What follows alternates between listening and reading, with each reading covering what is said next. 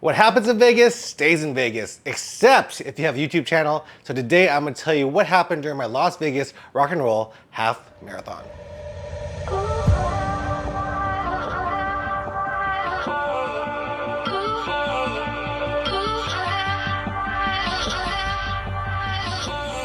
All right guys, if you haven't watched the video yet, go ahead and watch it. But I just wanna tell you in this video what happened during the half marathon and just what happened in Vegas generally. Sometimes when you're running, I can tell a story, like I can talk to the camera, but sometimes I really don't know what to say. And actually for this video and a lot of my videos, I don't know how it's gonna turn out whenever I record and put the story together, but I thought it turned out pretty good. The music that I have wasn't my favorite music. I'm using audio for my music. It's a site that has music and they gave it to me for free. So I've been using it, but to be honest with you, the selections of soundtracks on there isn't my favorite, but it is free, so I've been using it. I was tempted to actually buy a service whenever I was editing that video because just the music wasn't my favorite music for that video, but it ended up working out well. But during the half marathon, like I said, everything went pretty good, except for the start. Like if you guys watched the video, and if you guys ever want to do Las Vegas half marathon, I hope they change this because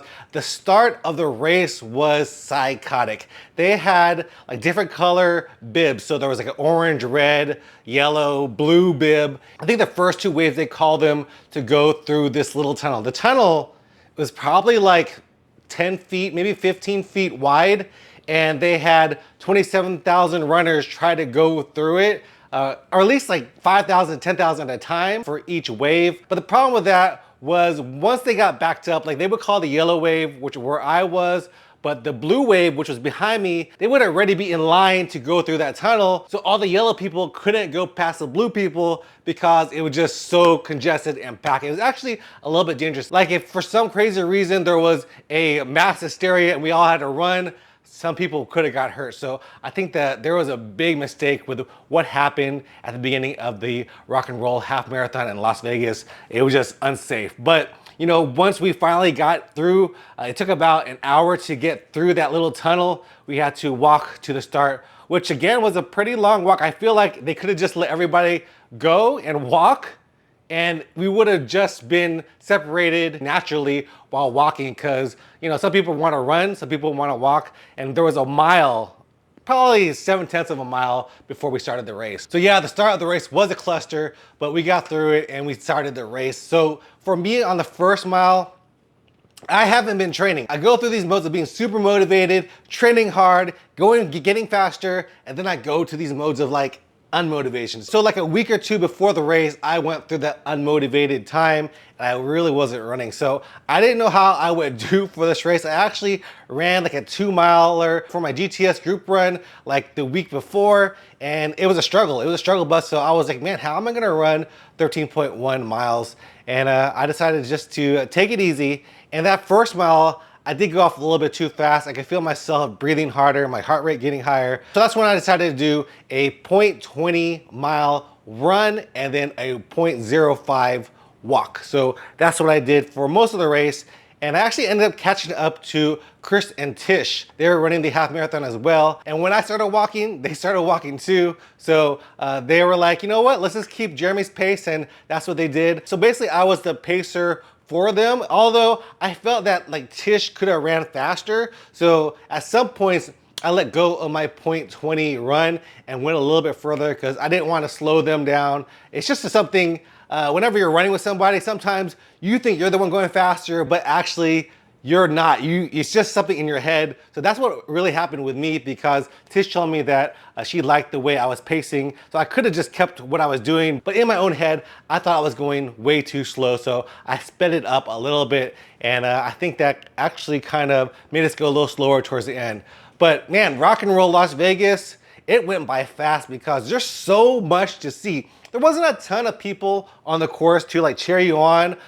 There were pockets of that, but the city of Las Vegas, the lights of Las Vegas, the hotels, Man, it was awesome, and also the music. They had music pretty much throughout the whole race. I don't remember a point where there wasn't really any music, but if there wasn't any music, again, there was different things to see. And whenever you're on the course, you're like, oh, that's the wedding chapel from The Hangover. That's the hotel from The Hangover. That's the iconic building over here where they do such and such. So, man, the race went by fast, and it was a great time. There's so many people wearing different costumes. I think if I ever do it again, I will definitely dress up. I had so many costumes. I love Halloween, so I have a lot of costumes that I can wear. There was a guy wearing an Eiffel Tower costumes. There are a few Elvis costumes as well. I probably should have bought an Elvis costume beforehand. I could have been the Filipino Elvis out on the course. But yeah, the race went by super fast because there's just so much to see because they closed down the whole strip for the race. One part that I was disappointed was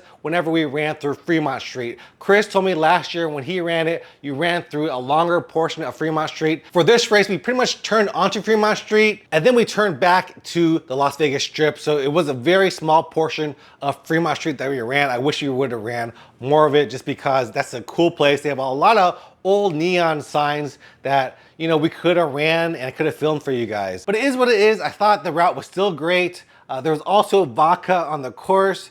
And you know what? I know now, don't take vodka on the course. For me, my stomach after I took that really did not like it. I was like gurgling. Things were not going well after I took that. You can actually see on my Strava, I slowed down to more of a walking pace towards the last couple of miles just because I couldn't push myself. My stomach was just not having that vodka. So when we saw the beer on the side, I decided to not take that just because I was already having issues with that vodka. Other than that, you know, the race, we finished strong. We got sub 3, and sub 3 for me is a good time. You know, like I said, I actually weighed in before that race at 260 pounds, and that's the heaviest I've ever been. And I think, you know, you feel the weight on you whenever you get to a certain weight. I think that for me, you know, 240, 250, 260 is a heavy weight for me to be running outside, and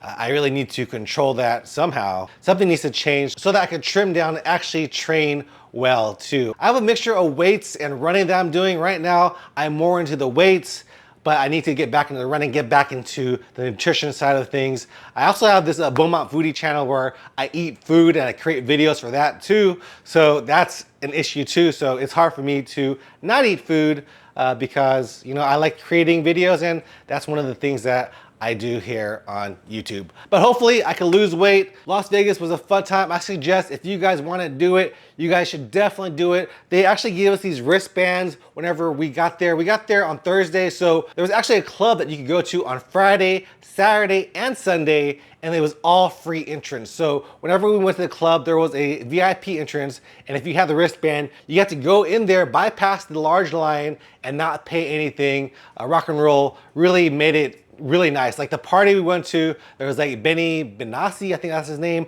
There's also Steve Aoki. He was a DJ at one of the ones that I missed. And there were so many awesome events. And of course you're in Vegas, so you're gonna have fun regardless. Just don't enjoy yourself too much before the race because you will suffer. But I think what we did, we enjoyed ourselves to the max. Definitely a great trip to go with your friends, with your running club, a girls trip, a guys trip. Vegas is a good time. The hotels are cheap. I had the Caesars Rewards, and with that I only had to pay $50 a night for the resort fee. So cheap hotels, don't gamble too much. I did bring some money to gamble. I actually was up and I bought people a round of drinks, got some other stuff, but then I ended up losing all that money, but that was just fun money anyway. So yeah, the Las Vegas Rock and Roll race, I definitely suggest that if you guys want to do it, you definitely should. It is a fun time.